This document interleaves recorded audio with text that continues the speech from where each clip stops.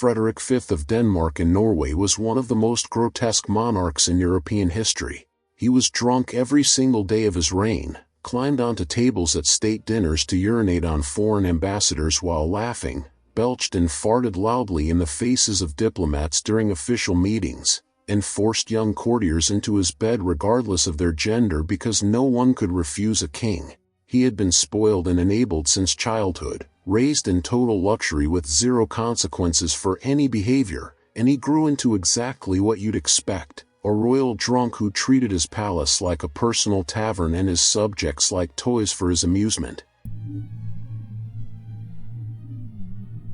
Frederick was born in 1723 into the Danish royal family as heir to a kingdom that expected nothing from its monarchs except that they exist and produce more heirs to continue the dynasty. His father ruled with distant formality, appearing at necessary ceremonies and otherwise leaving governance to capable administrators who actually understood statecraft, and this arrangement worked perfectly well for everyone except the young prince, who grew up understanding that being king meant having unlimited access to pleasure without any requirement of competence or self-control. The palace staff learned early that Frederick's tantrums could only be soothed with immediate gratification, and they developed a pattern of giving him whatever he wanted the moment he demanded it, creating a child who never experienced the word no and never developed any internal mechanism for restraining his impulses. By the time Frederick was 10 years old, the servants were already watering wine for him at meals because he had developed a taste for alcohol that alarmed even the permissive court.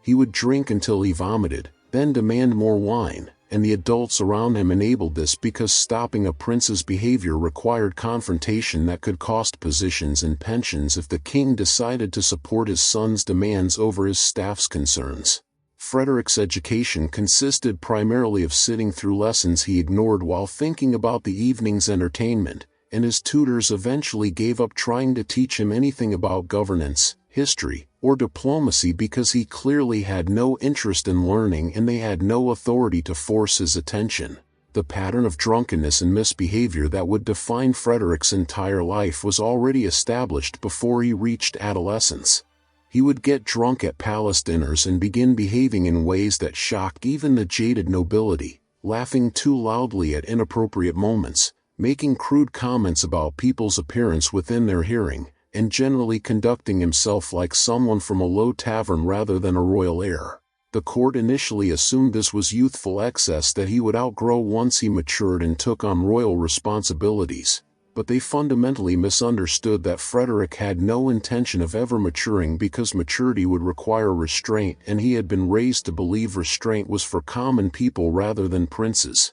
As Frederick entered his teenage years, his behavior crossed from embarrassing into genuinely disturbing territory. He started propositioning both male and female courtiers openly at palace functions, making sexual advances that weren't subtle flirtation but rather crude demands that made clear he expected compliance because of his royal status. Some courtiers submitted to these advances out of fear or ambition, understanding that refusing a prince could destroy their position at court, while others managed to evade his attention through careful maneuvering that kept them out of situations where he might corner them alone. Frederick's father heard reports about this behavior but did nothing to stop it because intervening would require acknowledging that his heir was developing into something monstrous, and that acknowledgement would undermine the carefully maintained fiction that the Danish royal family represented divine order and moral authority. Frederick ascended to the throne in 1746 at age 23 after his father's death,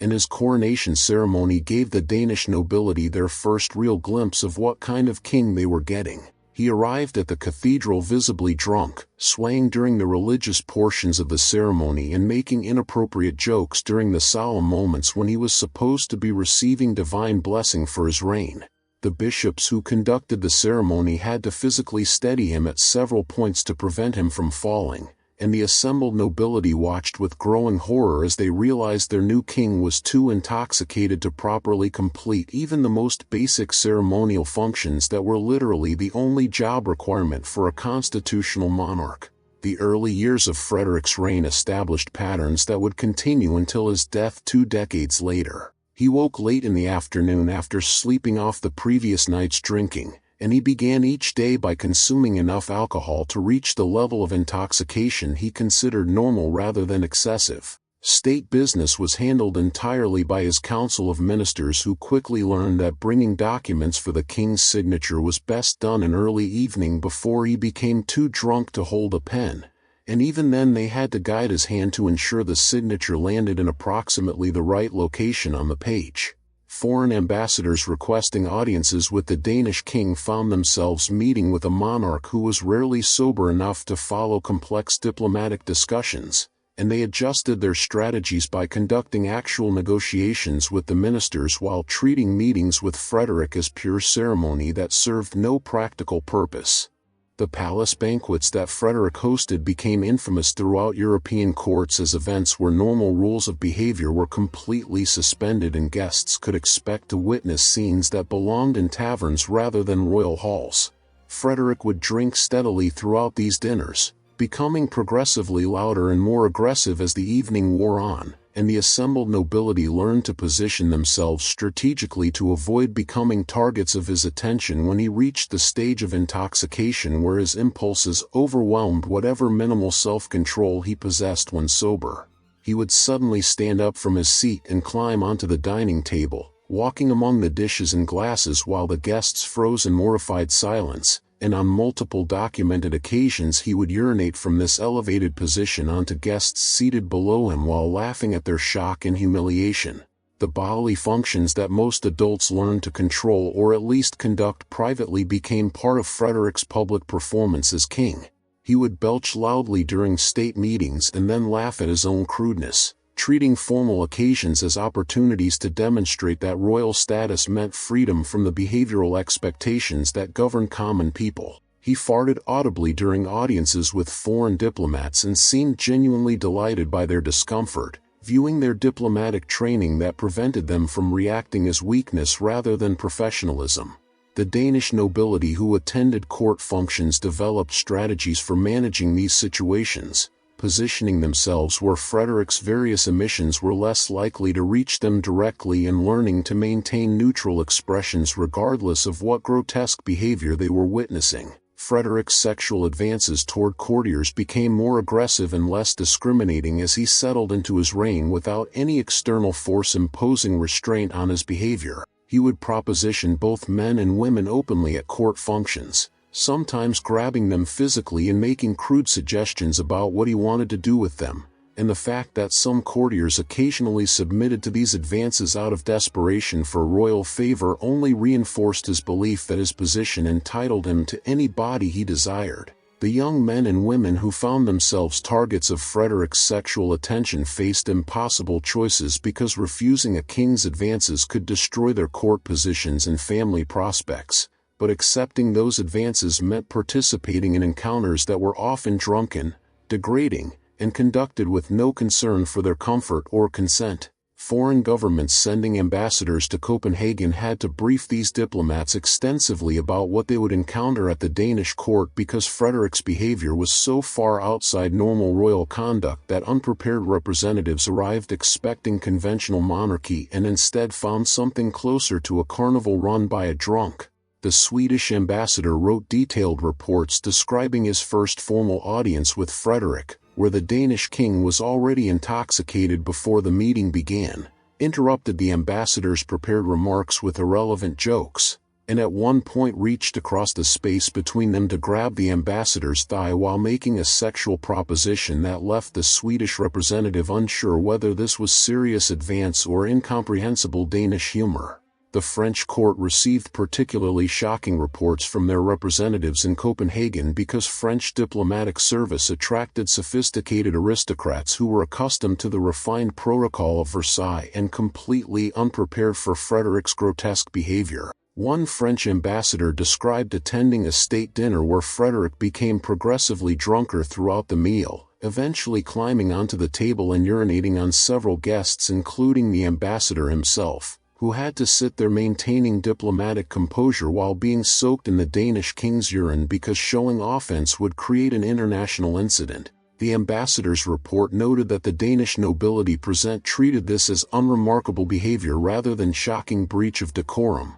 suggesting they had become so accustomed to their king's conduct that public urination barely registered as noteworthy. The British diplomats assigned to Copenhagen developed a reputation within the Foreign Office as having the worst posting in Europe because dealing with Frederick required constant exposure to behavior that would get someone arrested if they weren't protected by a crown. One British ambassador reported that Frederick had made sexual advances toward him during a private meeting ostensibly scheduled to discuss trade agreements, and the ambassador had to navigate refusing the king's propositions without causing diplomatic rupture between Britain and Denmark. The solution most ambassadors adopted was conducting actual business exclusively with Frederick's ministers while treating required meetings with the king himself as ceremonial obligations to be endured rather than opportunities for substantive discussion. The German states that bordered Denmark sent representatives who returned with stories that seemed too extreme to be credible, describing a king who farted deliberately during formal presentations of credentials,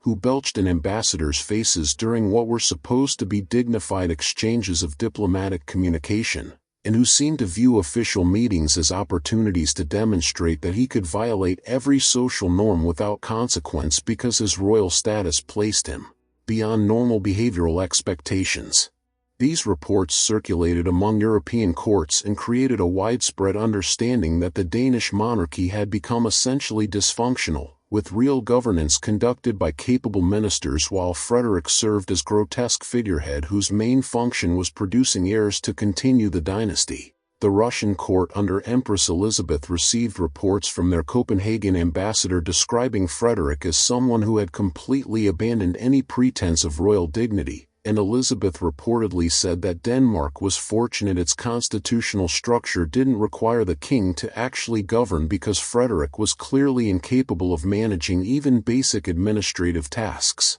The Russian ambassador's dispatches included descriptions of Frederick attempting to seduce young male courtiers during official receptions, making his intentions obvious through crude propositions and physical grabbing that created uncomfortable scenes witnessed by assembled nobility who had learned to pretend they hadn't noticed anything inappropriate happening in front of them. Frederick's daily routine at the royal palace bore no resemblance to how other European monarchs structured their time, because he had transformed his residence from center of government into personal pleasure house where his only schedule was drinking until he passed out and then waking to drink again. He rose in late afternoon after sleeping off the previous night's intoxication, and servants would bring him wine with his first meal of the day because he claimed he couldn't eat without alcohol to settle his stomach. By early evening he would already be noticeably drunk, speaking more loudly than necessary and beginning to make the crude jokes and inappropriate comments that characterized his sober-to-drunk transition,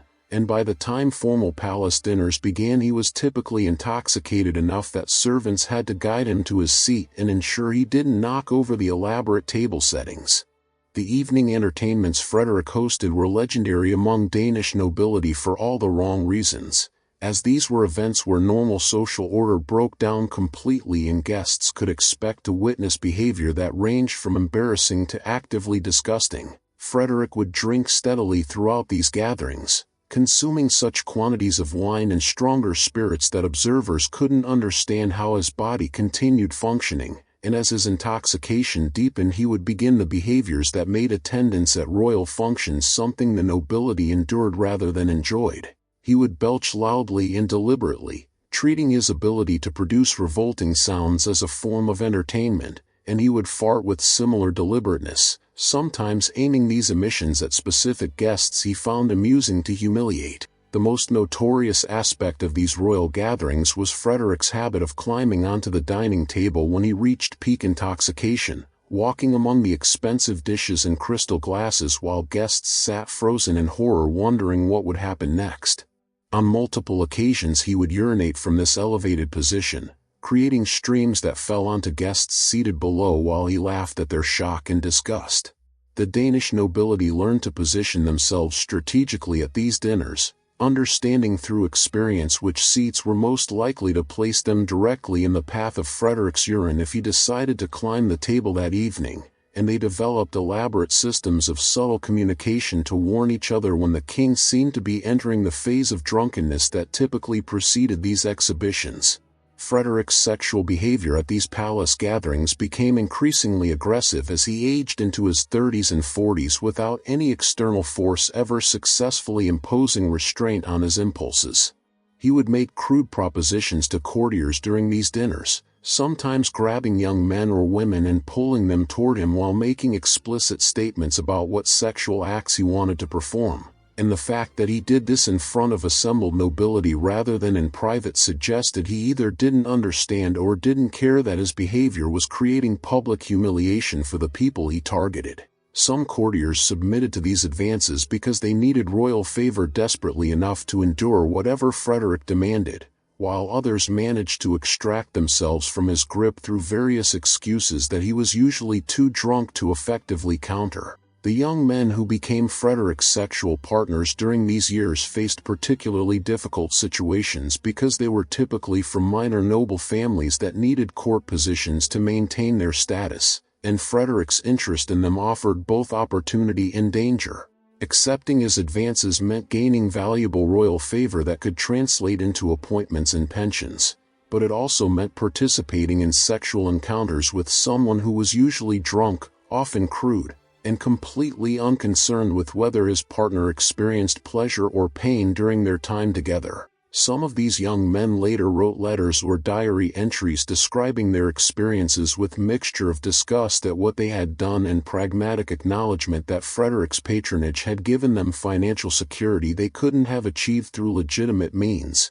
creating moral complexity where they were simultaneously victims of coercion and beneficiaries of transactions they had chosen to accept. Frederick's body showed signs of serious deterioration by his early 40s, which was unsurprising given that he had been drinking to excess daily for 3 decades and treating his physical form with complete disregard for basic health. His face became permanently flushed and bloated, his hands shook even when he was relatively sober, and he had developed the kind of massive belly that characterized men who consumed enormous quantities of alcohol while eating irregularly and doing no physical activity beyond walking from his bedchamber to the dining hall. Court physicians who examined him reported that his liver was failing and his heart was showing signs of serious stress, but they had no ability to convince Frederick to moderate his drinking because he dismissed all medical advice as irrelevant to someone of royal blood who wasn't subject to normal human limitations.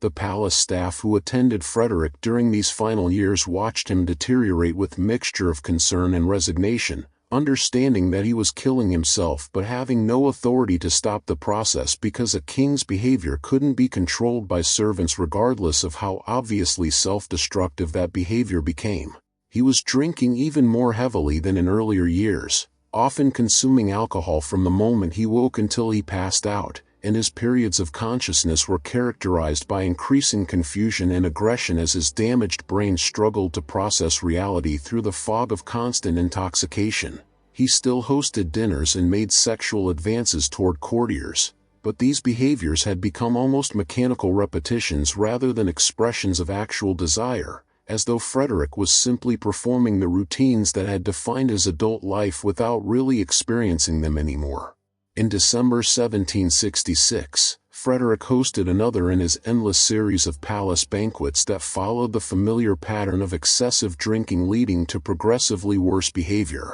He climbed onto the table and urinated on guests, made crude sexual propositions to several young courtiers, and eventually focused his attention on a particular young man from a minor noble family who had recently joined the court staff. Frederick demanded this young man accompany him to his private chambers after the dinner concluded, and the courtier had no realistic option to refuse because declining would have meant immediate dismissal from court and probable destruction of his family's social position. The two men left the banquet together with Frederick leaning heavily on his companion because he was too drunk to walk steadily, and they entered the royal bedchamber while servants closed the doors behind them. What happened in that room during the following hours remains unknown except that at some point during the night Frederick's heart, which had been strained by decades of alcohol abuse, simply stopped beating. The young courtier who had accompanied him woke to find himself in bed with a dead king, and he immediately faced a situation with no good outcome because he understood that being present when a monarch died would make him the primary suspect regardless of actual circumstances. he alerted the palace guards, who entered the chamber to find Frederick's body already cold and the young man in obvious panic trying to explain that the king had simply stopped breathing during the night. The Danish court faced an impossible problem because the official explanation for a king's death mattered enormously in an era when royal bodies were understood as sacred vessels that didn't fail from human weaknesses like alcoholism. The physicians who examined Frederick's corpse could see clearly that he had died from heart failure brought on by decades of drinking, but acknowledging this publicly would have meant admitting that the Danish monarchy had been ruled for 20 years by someone whose behavior was indistinguishable from a tavern drunk. The court needed a different explanation that preserved the fiction of royal dignity, and the young courtier who had been unfortunate enough to spend that final night with Frederick provided a convenient scapegoat who could be blamed for the death and executed before anyone asked too many questions about what actually happened.